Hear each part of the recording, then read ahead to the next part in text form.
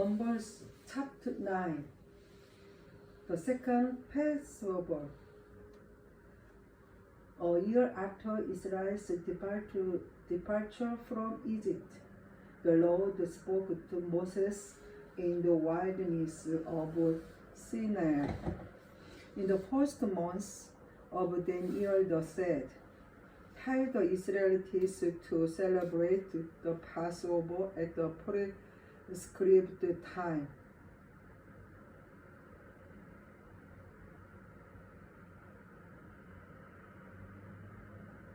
At twilight on the 14th day of the first month, be sure to follow all my decrees and regulations concerning this celebration." So Moses told the people to celebrate the Passover in the wilderness of Sinai as twilight fell on the 14th day of the month. And they celebrated the festival there, just as the Lord had commanded Moses. But some of the men had been ceremonially defiled by touching a dead body, so they could not celebrate the Passover that day. They came to Moses Aaron that day and said, "You have become ceremonially unclean by touching a dead body. But why should we be prevented from presenting the Lord's offering at the proper time with the rest of the Israelites?" Moses answered, "Wait here until I have received the instructions for you from the Lord." This was the Lord's reply to Moses. "Give the following instructions to the people of Israel. If any of the people now or in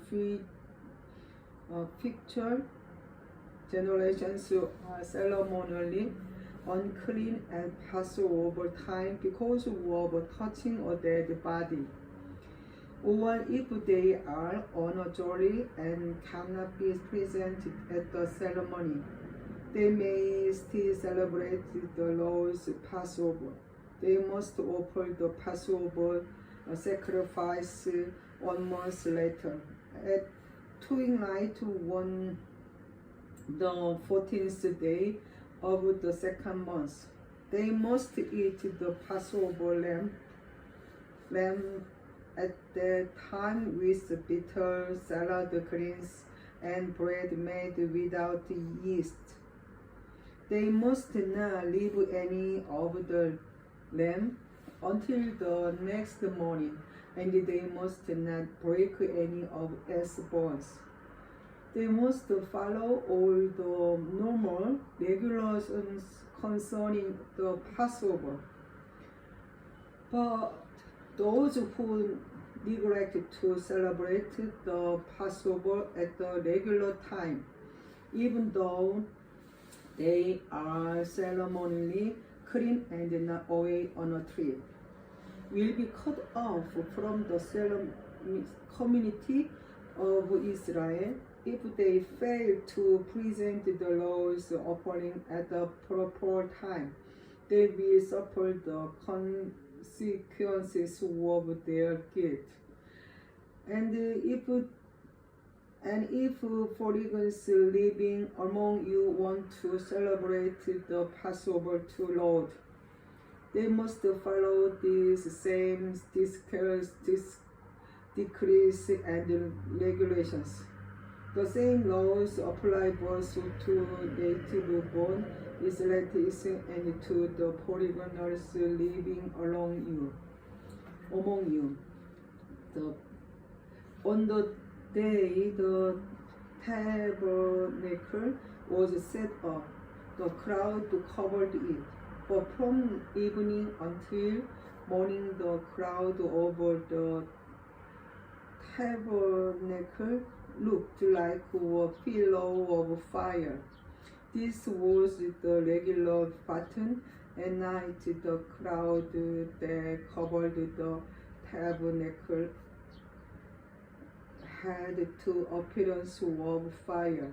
Whenever the cloud lifted from over the scared tent, the people of Israel would break camp and follow it. And wherever the cloud settled, the people of Israel would set a camp. In this way, they traveled and camped at the Lord's commanded wherever He told them to go. Then they remained in their camp as long as the crowd stayed over the tabernacle. If the crowd remained over the tabernacle for a long time, the Israelites stayed and performed their duty to the Lord. Sometimes the crowd would stay over the tabernacle for only a few days. So the people would stay for only a few days, as the Lord commanded. Then as the Lord commanded, they would break camp and move on. Sometimes the crowd stay only overnight and leave the next morning, or day or night. When the crowd left, the people broke camp and moved on. Whether the crowd stay above the tabernacle for 2 days, a month, or a year, the people of Israel stay in camp and did not move on. But as soon as it lifted, they broke camp and moved commanded. And they did whatever the Lord told them through Moses.